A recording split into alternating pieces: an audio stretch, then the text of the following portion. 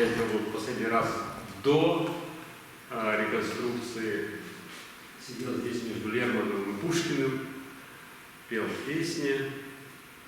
Вот. И сегодня я уже третий день на Красной площади. Сейчас идет 12-й фестиваль. Те, кто не на дачах, те или здесь, или там. Вот. И я все-таки решил, что я должен все-таки вырваться сюда, и вырвался.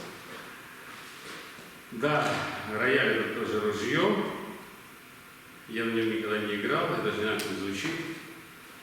Ну, мы сейчас с ним что-нибудь придумаем. В крайнем случае у нас есть синтезатор. Слава Богу. Говорить я буду без микрофона, аудитория небольшая, и вроде от спустика ничего. И все, кто хотел курить, пошли курить.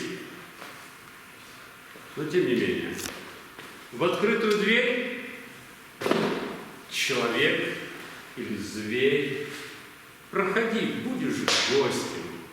Ступай в сени смело по стертой доске, коли ты уже здесь. Вот хлеб и вино, молот, серп и лото, и игральные кости. Здесь вход не по визам, и рифмы, и сны сами, как они есть. Я вижу, и ты в седину бороды заплетаешь надежду.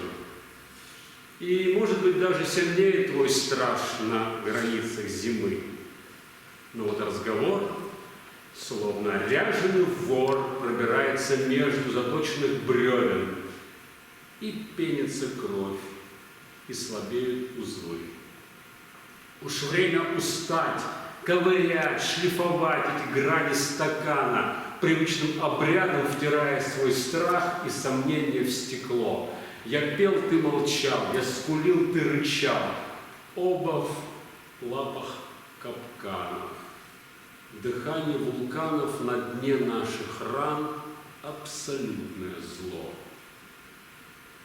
А вечер краснел, будто слышал во мгле наши споры о Боге. А мы все гадали, какие ветра принесет нам рассвет. Расставив селки каруселью тоски, мы так ждали подмоги.